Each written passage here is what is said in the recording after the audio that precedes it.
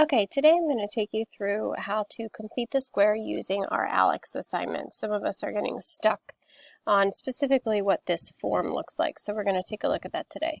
It says solve the quadratic equation by completing the square. Our equation says x squared minus 6x minus 2 equals 0.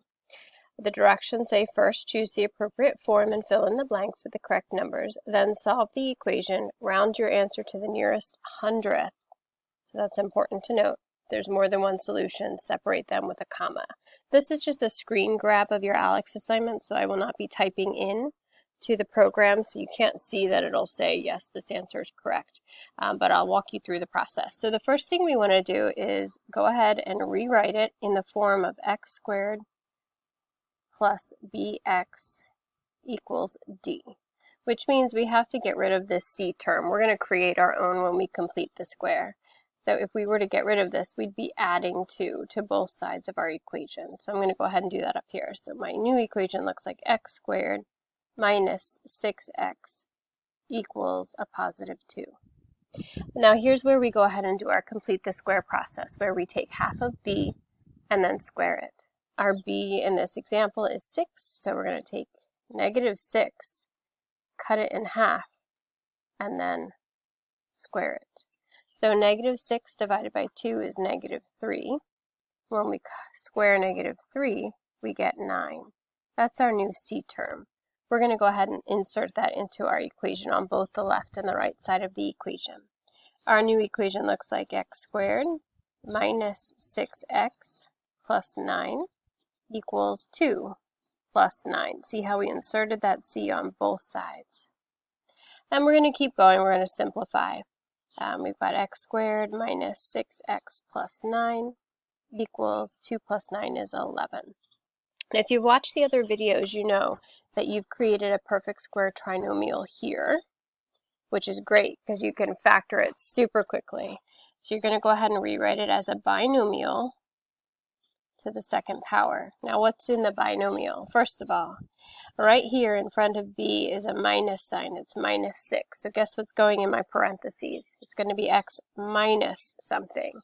How do we know what that something is? Well, if you remember when we took half of b and squared it, before we do the square part, when we just take half of b, that's the value in my factor. So half of negative 6 is negative 3, which is why we see x minus 3 there. On the other side, we have 11 still. This right here is what they're looking for in the form. So you have to pick, is it going to be a plus, is it going to be a minus? In this case, it's going to be a minus, so that's what I would select. And what I'm going to do is type in 3 there. Although I'm just writing on the screen grab, but that's a 3. And then over here would be 11. Oh, that looks terrible. Let me write it right here. 11 is what I put into that box there. We haven't quite found the solution. We did complete the square, we did factor, and now we have to continue. And our next step here is to go ahead and take the square root of both sides. So I'm going to take the square root of this side and the square root of that side. The square root of this is going to be just x minus 3. And the square root of 11, you'll remember when you take the square root, you get 2 answers. You get 2 solutions, a plus and a minus.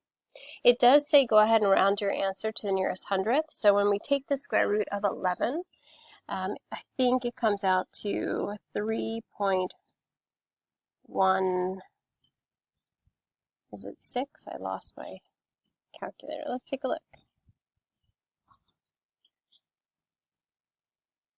Here's my calculator button. Let's see, here it is. So we'll do 11 and I'll take the square root. Yep, 3.316. So I probably reversed that in my head.